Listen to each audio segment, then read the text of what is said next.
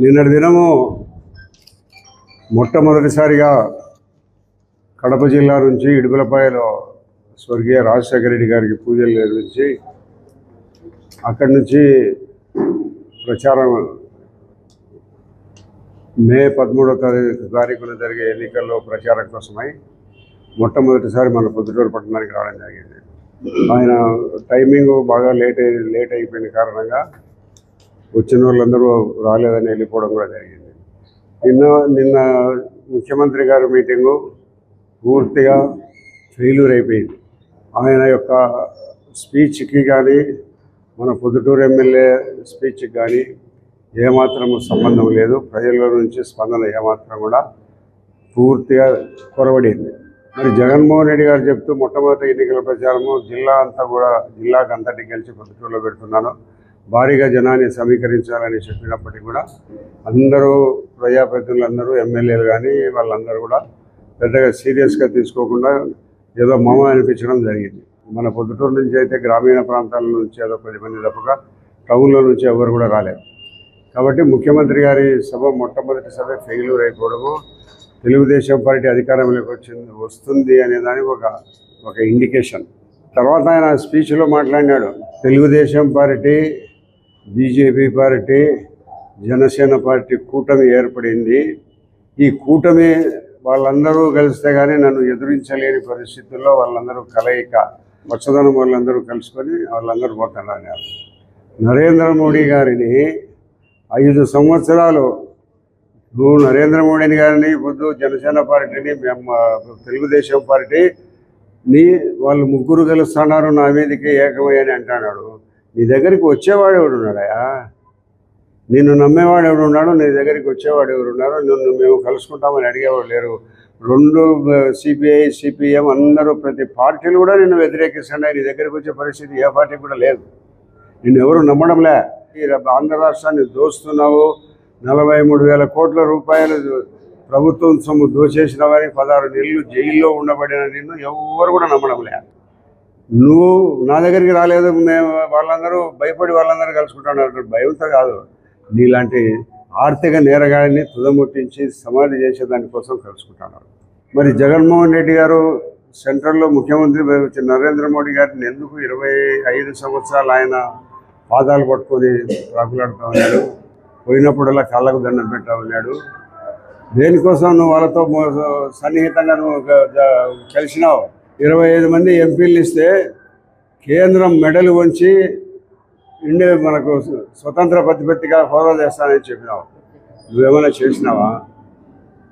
నిరంతరము నీ యొక్క కేసుల కోసము నీ మీద ఉండబడిన సిబిఐ కేసులు ఉన్నప్పుడు నరేంద్ర గారిని, అమిత్ షా గారిని పోయి వాళ్ళ కాళ్ళకు మొక్కి సాష్టాంగ నమస్కారం చేసి వాళ్ళతో కేసులు ఇప్పటి వరకు కూడా 5 సంవత్సరాల నుంచి కూడా ఒక్క కోర్టు కూడా హాజరు కాకుండా నువ్వు వాళ్ళ దగ్గర నుంచి రిమిషన్ తెచ్చుకున్నావు. ఇప్పుడు నువ్వు ఆ కేంద్ర ప్రభుత్వాన్ని మాట్లాడతావు. ఇప్పుడేమో నరేంద్ర మోడీ గారు నీకు చెడ్డైనారా? నువ్వు లాస్ట్ కొద్ది రోజులు ముందు కూడా నేనున్నాను కదా, నన్ను పెట్టుకున్నారు కదా, నేను ఉంటానని, నేను గతంలో బాగా మిమ్మల్ని సపోర్ట్ చేస్తానని చెప్పినప్పటికీ కూడా ఇతను రాష్ట్రాన్ని దోచే ఒక దుర్మార్గుడు, ఇతను ప్రతినిధిగా ఉండదగిన వాడు కాదు అనే ఒక ఆలోచనతో వాళ్ళు నేను దూరం పెట్టి, మరి అప్పటికే 14 సంవత్సరాలుగా ముఖ్యమంత్రి చేసిన చంద్రబాబు నాయుడు గారి వల్లనే రాష్ట్రం అభివృద్ధి చెందుతుంది. ఈ రాష్ట్రము జగన్మోహన్ రెడ్డితో అధోగతి పాలైపోతుంది, అప్పుల రాష్ట్రంగా అయిపోయిందని ప్రతి చోట దొరికిన కాడల్లో కూడా అప్పులు తీసుకొని వచ్చి రాష్ట్రాన్ని దోచుకు తింటున్నారనే ఒక మంచి ఆలోచనతో వాళ్ళు నేను దూరం పెట్టారు. చంద్రబాబుకు ఫోన్ చేసి కలుసుకుందామని చెప్పినారు వాళ్ళు. నువ్వు ఎందుకంటే రాష్ట్రం అధోగతి పాలైపోతుంది, అప్పుల పాలైపోతుంది, రాష్ట్రంలో పరిపాలన లేదు అనే పరిస్థితికి కేంద్ర ప్రభుత్వము నరేంద్ర మోడీ గారు, అమిత్ షా గారు వచ్చి ఈ తెలుగుదేశం పార్టీతో మేము పొత్తు పెట్టుకుంటాము, మమ్మల్ని రమ్మని పిలిచింది. అప్పటికే బీజేపీ పార్టీతో పొత్తు ఉండబడిన జనసేన అధ్యక్షుడు పవన్ కళ్యాణ్ గారు మంతనాలు జరిపినారు. మరి ఇక్కడ ఉండబడిన అంత పరిస్థితులు చెప్పిన తర్వాత కేంద్ర ప్రభుత్వం కలిసింది. మళ్ళీ ఒక మాటకు వస్తే వివేకానంద రెడ్డి గారిని చంపిన వాళ్ళను వెంటబెట్టుకొని చంద్రబాబు నాయుడు గారు తిరుగుతానని చెప్పినావు. సిగ్గు లజ్జ లేకుండా నువ్వు మాట్లాడతావా?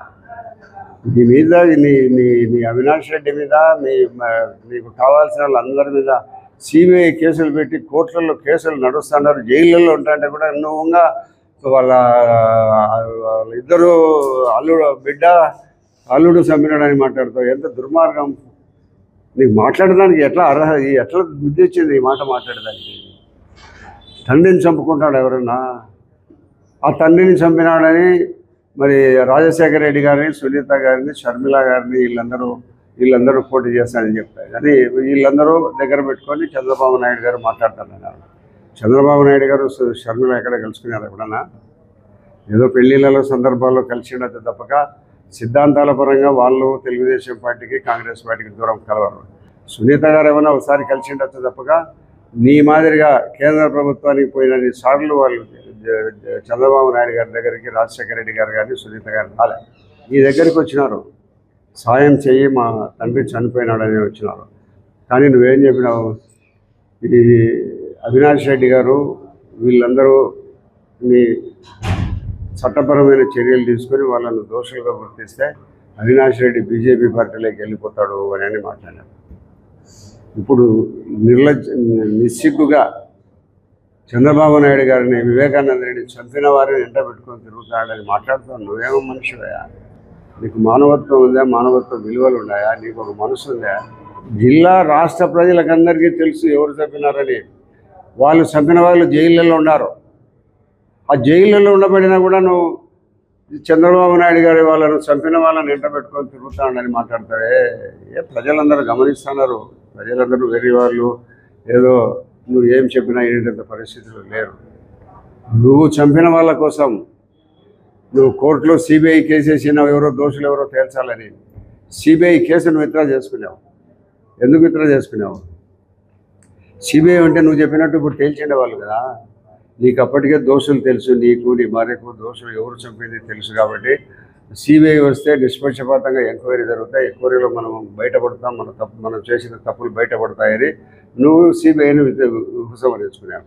అదే వివేకానంద కూతురు సునీతమ్మ గారు వేసిన సిబిఐ కేసు కోర్టు ఆదేశాల మేరకు కోర్టు వచ్చి ఇన్వెస్టిగేషన్ చేసి ఇంతమంది నేరస్తులని చెప్పినారు. దాంట్లో అవినాష్ రెడ్డిని కాపాడుకునే దానికోసం నువ్వు సర్వశక్తులు నువ్వు ధారపోసి నరేంద్ర మోడీ గారి దగ్గర మోకరిల్లి, అమిత్ షా గారి దగ్గర మోకరిల్లి ఆయన మీద నువ్వు అరెస్టు కాకుండా నువ్వు నీ ప్రయత్నాలంతా కూడా ఈ 5 సంవత్సరాలు కేంద్రానికి పోయిన ప్రతి దఫా కూడా కేసులు, నీ కేసులు, వీళ్ళ కేసుల గురించి తప్పక వేరే ఏం లేదు. ఈరోజు మళ్ళీ బహిరంగ సభలో ప్రజల దగ్గర దోషులను ఎంటబెట్టుకొని మాట్లాడుతున్నారు. దోషులను ఎంటబెట్టుకొని తిరిగేది నువ్వు. నిన్నటి దినం కూడా నీ ఎంటబడి ఉండేది అవినాష్ రెడ్డి గారు కేసులో దోషి. ఇంత అబద్ధాలు, ఇంత ప్రజలు నమ్మించేంత దుర్మార్గంగా మాట్లాడుతా అంటే నీకు ఎట్లా ఓట్లు వేస్తారు అనుకుంటున్నావా? ప్రజలకు అందరికీ తెలుసు. రాష్ట్రంలో ప్రొద్దుటూరికి వచ్చి సుమారుగా 2 సంవత్సరాల కిందట 516 కోట్ల రూపాయలు పునాది రాయి వేసినావు. నీ పునాది రాయి నువ్వు మీటింగ్ జరిపే చోట దగ్గరగానే ఉంది. నువ్వు దానికి ఎందుకు మన ఎమ్మెల్యే గారు కానీ జగన్మోహన్ రెడ్డి గారు కానీ సార్ మాకు నిధులు ఇవ్వండి, పునాది రాయి వేసినాడు 516 కోట్ల రూపాయలు కానీ నువ్వు ఏమన్నా అడిగినావా? ముఖ్యమంత్రి గారు ఇక్కడ నేను చెప్పిపోయినట్టు ఏమన్నా గతంలో చెప్పినట్టు ఏమన్నా చేసినానా లేదని ఆయన అనుకున్నాడా? ఎందుకు ప్రజలను వంచిస్తున్నారు? ఎందుకు ప్రజలను మోసగిస్తున్నారు? ఏదో ఒక రకంగా వంచనకు గురి చేసి తప్పుడుగా మాట్లాడి ప్రజల దగ్గర నుంచి ఓట్లు వేయించుకొని ఏదో ఒక రకంగా గెలవాలనే దురాలోచనతో మీరు ఉన్నారు తప్పక ప్రజలు స్వచ్ఛందంగా మీకు ఓటేసే పరిస్థితి లేదు. ప్రజలు పూర్తిగా నీ మీద వ్యతిరేకత ఉన్నారు. నువ్వంతా చెప్తాను, ఎక్కడ పోయినా ఏ మీటింగ్లో పడతావు. నేను పేదవారిని, నన్ను అక్క చెల్లెలందరూ ఆశీర్వదించాడు. నువ్వు పేదవారివే. జగన్మోహన్ రెడ్డి గారు ఎక్కడ ఏ మీటింగ్ పోయినా కూడా ఫెయిల్యూరు. కాబట్టి ఎన్నో మన ప్రొద్దుటూరు ఎమ్మెల్యే గారు ఈయన జగన్మోహన్ రెడ్డి గారు ఒక బిల్లుని చదువుకునేట్టున్నారు. ఈయన అన్నీ ఎట్లా చేయాలని జగన్మోహన్ రెడ్డి గారికి నేర్పిస్తుంటారు. కాబట్టి జగన్మోహన్ రెడ్డి గారు ఏదో చంద్రబాబు నాయుడు గారి గురించి ఏం చెప్పినా కూడా ప్రజలు నమ్మే పరిస్థితులు లేరు. నీ యొక్క 5 సంవత్సరాలలో నీ యొక్క అవినీతిని, నీ యొక్క నువ్వు ఎవరైతే దోచుకునేదానికి నువ్వు సహాయపడుతున్నావో నీ ఆస్తులు ఇప్పుడు మళ్ళా రాష్ట్ర ప్రభుత్వం ఒకసారి చంద్రబాబు నాయుడు గారికి అధికారంలోకి రావడం అనేది తథ్యం. ఒకసారి వస్తే మళ్ళీ సిబిఐ కేసు వేస్తే అప్పుడు నువ్వు ఎన్ని వందల కోట్ల రూపాయలు, ఎన్ని వేల కోట్ల రూపాయలు సంపాదించేది తెలుస్తుంది. కాబట్టి మొట్టమొదట పొద్దుటూరులో ప్రారంభించిన మరి ఎన్నికల బహిరంగ సభ టోటల్గా ఫెయిల్యూర్ అయిపోయింది. ఎక్కడ కూడా స్పందన లేదు. ప్రజలు నువ్వు మాట్లాడుతుంటే ప్రజలు ఖాళీ చేసిన కుర్చీలు నీ మీద ఉన్నాయి. కాబట్టి ఇంకా నీకు మొట్టమొదటి నాంది ప్రొద్దుటూరులోనే నీ పతనం ప్రారంభమైంది. చివరకు తప్పనిసరిగా మే 13వ తారీఖున జరిగిన ఎన్నికల్లో నీకు వ్యతిరేకంగా ఓటేసి ప్రజలు తెలుగుదేశం పార్టీకి పట్టడం కట్టడం ఖాయం.